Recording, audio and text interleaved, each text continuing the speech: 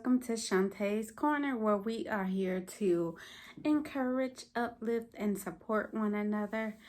So, today our topic is stop asking me that.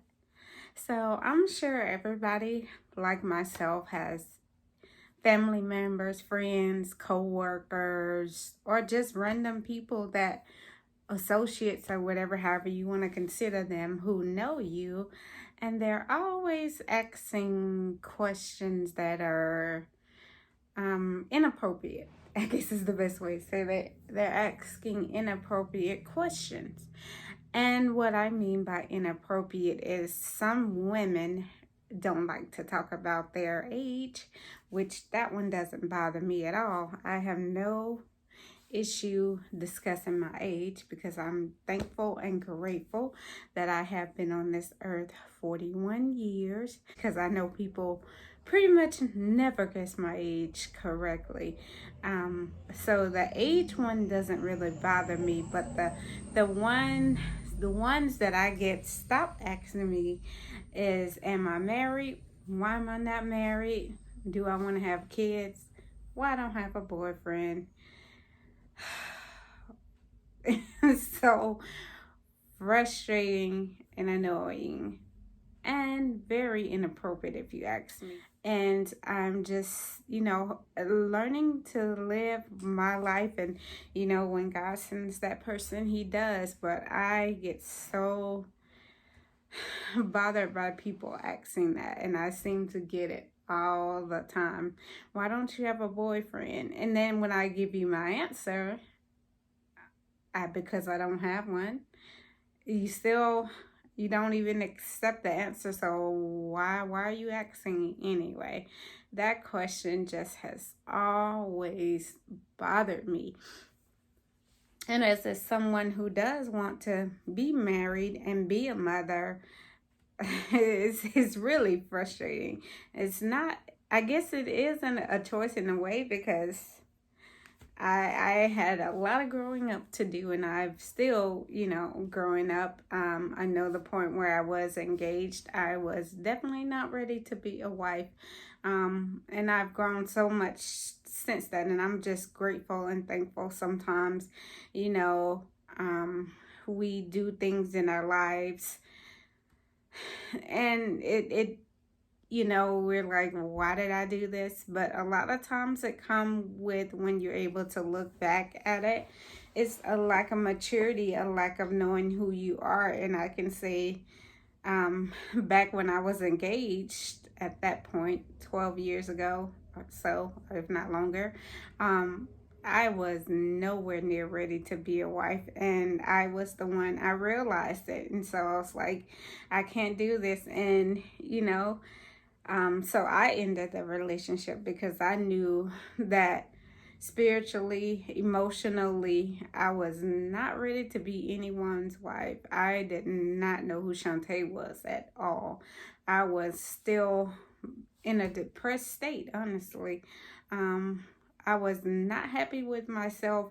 And like the song says, looking for love in all the wrong places. That's exactly what I was doing, because I had no self-love. And until you know that and accept that and deal with whatever you have to go back through, and a lot of times that lack of love began as a child, and I had to go back and, deal with things that I pushed down from childhood. And growing up in a generation where I did, we had a lot of shows that, where the families had fathers, and growing up, I didn't have that. But to have that father's love, like you would see when we would watch shows like Step by Step, Family Matters, Full House, things like that. I didn't have that fatherly love. And a lot of kids grow up in dysfunctional homes, and a lot of those things carry into your adulthood because you learn how to be an adult. And that's why a lot of people don't know how to have relationships because we really didn't build good relationships from childhood. Now you learn so much negativity that carried over into your adulthood, and we're just horrible adults. So that question has always bothered me, and I know that everybody has questions that get to them. So when you think about that question bothered me. Stop asking me why I'm not married. Stop asking me why I don't have a boyfriend. Stop asking me why I don't have kids. That's something that I do want, and everything happens in time. And for me, I can say I'm glad that I didn't have it before now, because I was not ready at all. Though I love kids, and I think the better question, instead of asking why I don't have a boyfriend, is, you know, um, so what makes you content being happy? What are you working on that you're not, that's not the biggest focus in your life? Because when you're focusing on that, you're honestly focusing on the wrong thing. Not saying that's not a priority, but in order to be successful in any of those type of relationships, you have to have a successful relationship with yourself. And a lot of us don't have self-love, self-confidence. Even people we see as beautiful, that's why you have people committing suicide, and you like, they're beautiful, beautiful people getting cheated on. People that you wouldn't think, is because of a lot of those people that they're dealing with don't have self-love. And you see that a lot in the culture today. So that's what I would prefer somebody to ask me, how have you grown? What do you find the most important thing that you've learned during your singleness? And I would definitely say that's one. And it took me a long time to begin to love myself.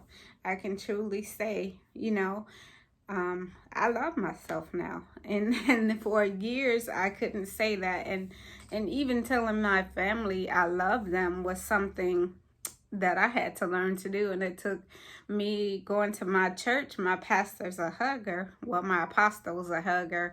And I grew up, I hated hugs. We were not a very affectionate family like that.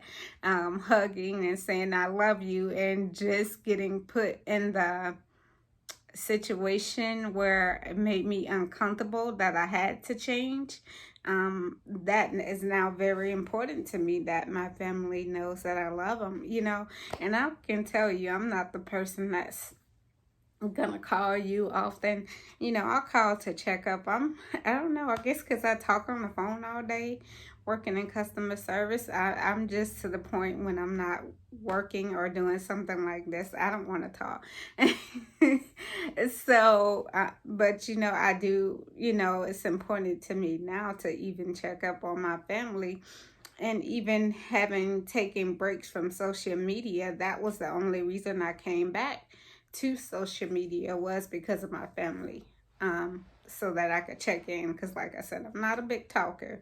Um, but yeah, it's important to have that love, and that all comes with growing. So if you guys can leave with anything, stop asking people, you know, why aren't they married? Why don't they have kids? Why don't they want to be married? Why aren't they dating? And start asking, how are you working on yourself? How are you improving and empowering yourself? What's most important to you at this time?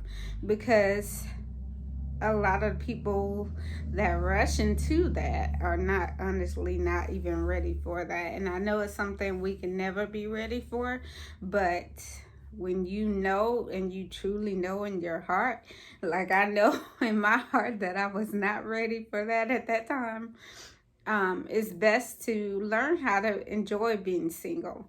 And I can truly say now that I truly love being single.